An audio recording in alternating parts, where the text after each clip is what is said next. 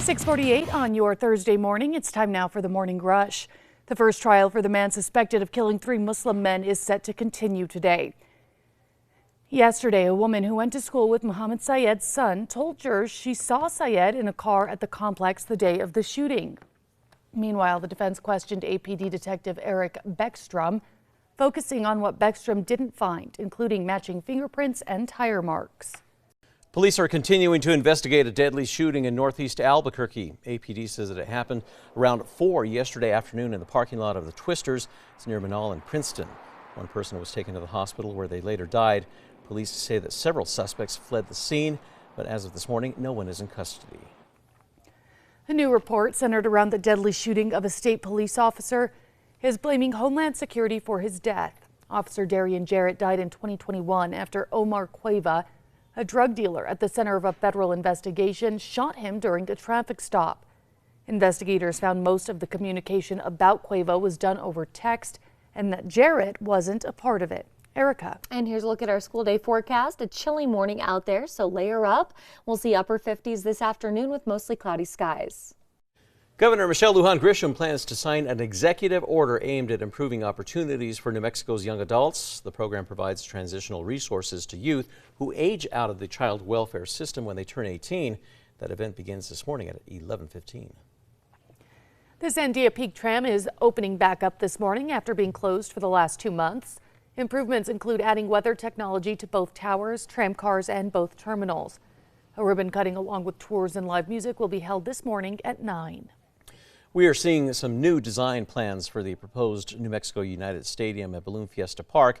At a public meeting last night, United shared how the designers plan to address neighbors' concerns about noise, light, and traffic. Team officials also said that they would barricade some entrances to neighborhoods surrounding Balloon Fiesta Park on game nights. Erica.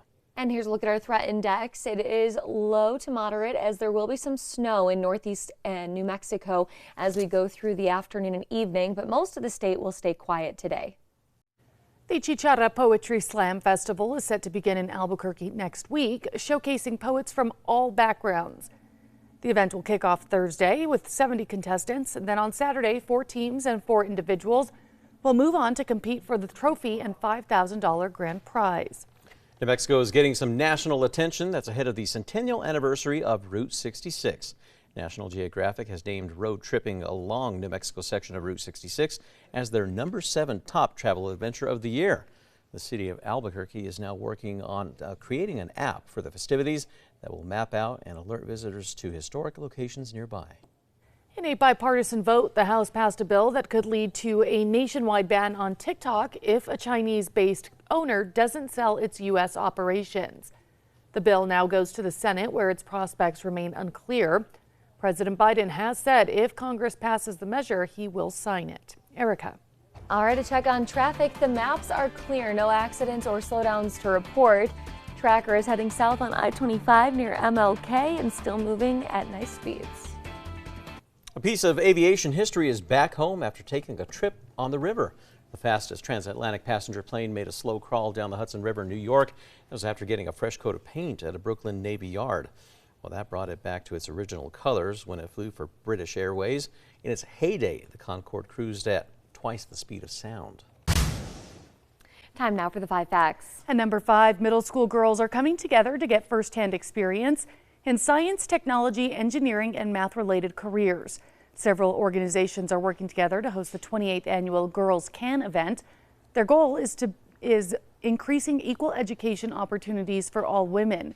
The event is set to take place next Saturday at the Doña Ana Community College. At number 4, the Sandia Peak Tram is opening back up today. The tram has been closed for the last 2 months for repairs. They were replacing the tram's power system, and as well as a 1960s era controls along to make it a more energy efficient system. Officials say that the tram should make it up the mountain more quickly now. Other improvements include adding weather technology to both towers, tram cars, and both terminals. A ribbon cutting ceremony is set for this morning at 9. And at number 3, it's going to be a cool and dry day for us here in the metro area. Temperatures are starting in the 30s, so be sure to wear your warmer layers. We'll see upper 50s this afternoon. Mostly sunny skies for the morning and midday with increasing clouds this afternoon and evening. At number 2, the first trial for the man suspected of killing 3 Muslim men is set to continue after prosecutors called more witnesses to the stand. Mohammed Syed is on trial for shooting and killing 41-year-old Aftab Hussein. This was at his apartment nearly 2 years ago. Yesterday, a woman who went to school with Syed's son told jurors that she saw Syed in a car at the complex on the day of the shooting. Meanwhile, the defense questioned APD Detective Eric Beckstrom, the crime scene investigator who first took the stand on Tuesday. Their questions focused on what Beckstrom did not find, including matching fingerprints and tire marks. That trial is the first of 3 murder trials against Syed. And at number 1, we are now seeing a new design plan and hearing public feedback for the proposed New Mexico United Stadium at Balloon Fiesta Park.